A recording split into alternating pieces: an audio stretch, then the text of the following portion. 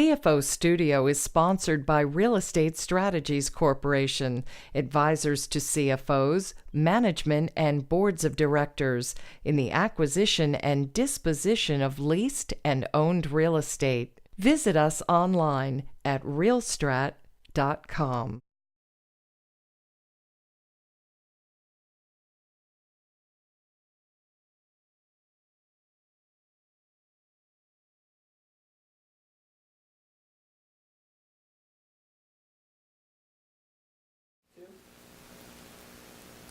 Hi, this is Andrew Zezas, your host at CFO Studio.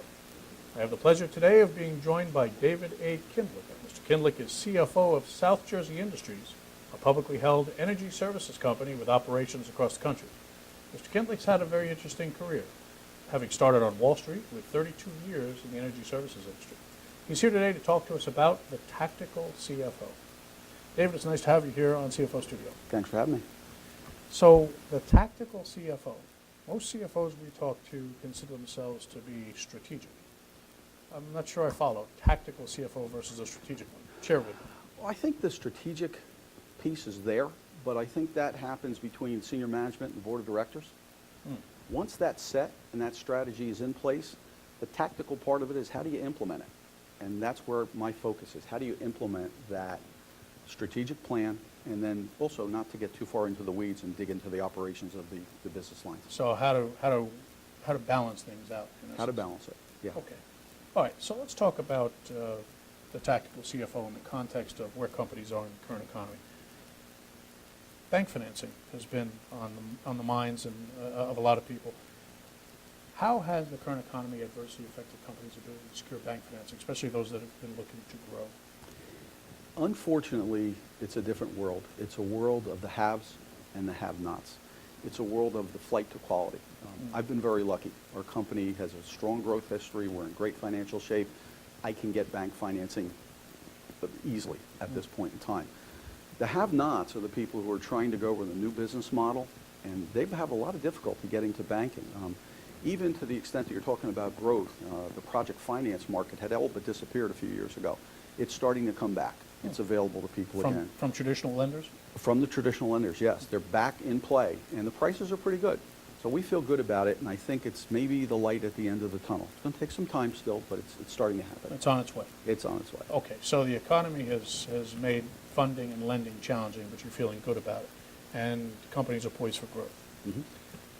Growth from existing customers, upselling to existing customers, or do you think growth will be all about new customer acquisition?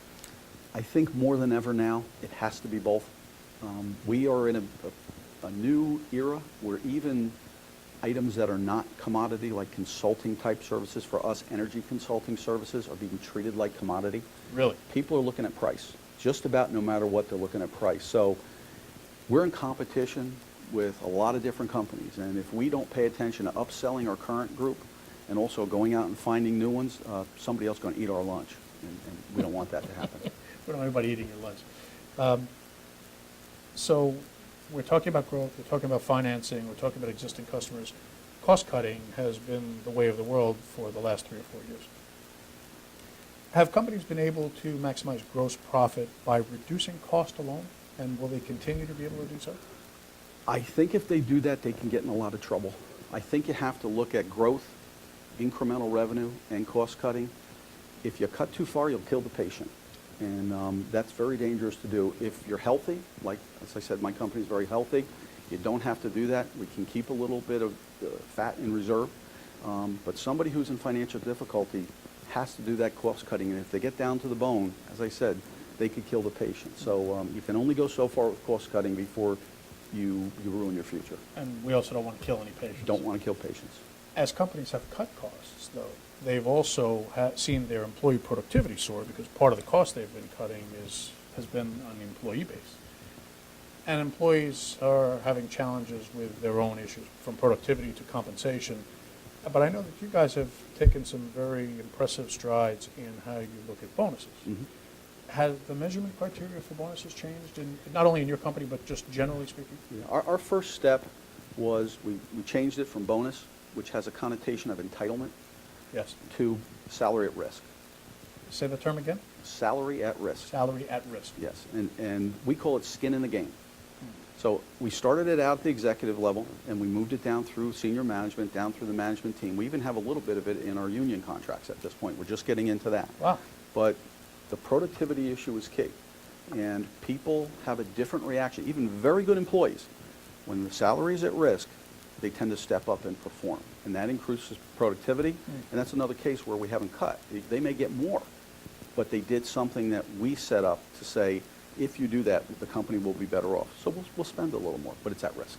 So, well, even just the term, if I were one of your employees and I was told that my salary or a portion of my salary is at risk, the emotional response that I get is, I need to make sure that I get that salary because I may not get it, as compared to the bonus is something that I'm entitled to. So you're... That's exactly what we want. And I'm sure it sounds like it's working. Oh, it's working. It absolutely is working. How long have you had this approach? We probably started it as far back as 10 years ago with senior management, but as I said, even with the union level, we're just starting to put that in, and probably the last 2 or 3 years during this recession, we've dropped it down into our lower level management team. And they've responded. They definitely have responded. That's great. That's great. Getting back to the tactical CFO, I love the concept of the tactical CFO. In today's economy, what should a tactical CFO be doing to improve internal communications, external communications, interactions with the board and stakeholders? Well, I think the first thing you have to do is get away from the old idea that the CFO controls the cost, as I said before. You just have to move away from the operations and step back or up to the tactical level. And I see the tactical level as taking the strategy, implementing it, and then seeing what the line managers, the line vice presidents do to create the operating results. My job, my primary job then, is to take those operating results and our vision of the future and take that out to Wall Street, take that to the banks, and get it to the point where people believe in us. And that's worked very well. We've grown income over the last 5 years by 10% per year. Our total shareholder return is like 18%. So we've done that well. But if you can focus on taking that message, working with the board, taking that message out and getting away from the old green eye shade, controlling cost, that's where I believe the tactical CFO should be. That makes an awful lot of sense. It sounds like that's the way you've been doing things. That's the way we've been doing things. As a New Jersey company, you've got ideas and you've got thoughts about how this state is going to become a success yet again, and it will. In your mind, what steps does Governor Christie need to put in place, and what does the state need to do, not only for business, but for the state to become competitive? He's got to just continue what he's been doing. This governor gets it. There's He does. no doubt he gets it. He knows what has to be done. The challenge is operating in that political environment and moving ahead the way he has to. I mean, I think the most impressive thing I saw him do, he's the first governor with a lieutenant governor. And the first thing he asked her to do was take over economic development. That says a lot about where his focus is. And she's done that. Yeah. I mean, I've talked to her a couple times about it. She is so focused on maintaining business in New Jersey, going outside into business and getting new business into New Jersey. That is her primary focus, and she's very, very responsive to that.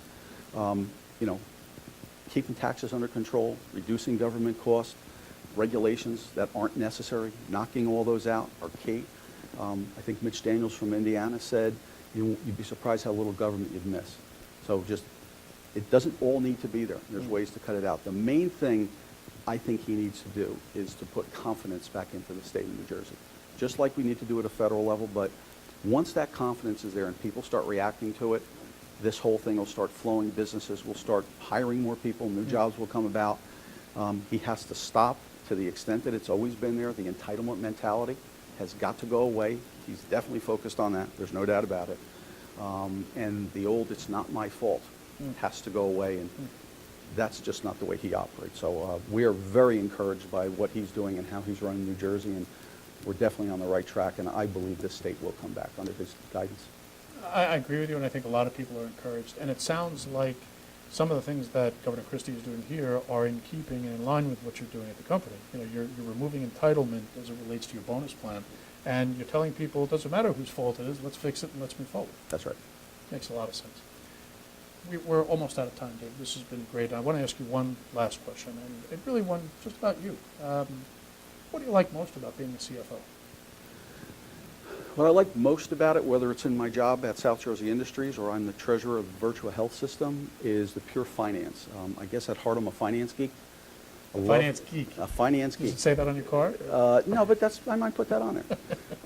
I love to get to dig down into the investments, the pension investments and all that, and get more into that. You can only go so far until you're just eating up too much time with it, but what I'd love to do is spend more time on that. I can appreciate that. Well, David, listen, this has been great. You've shared a lot of great ideas with us. I hope you'll come back and see us again on CFO Studio sometime. Love to come back. It's been a pleasure having you. Thank you. This is Andrew Zezas with David A. Kindlick, CFO of South Jersey Industries, saying thank you for watching us here on CFO Studio.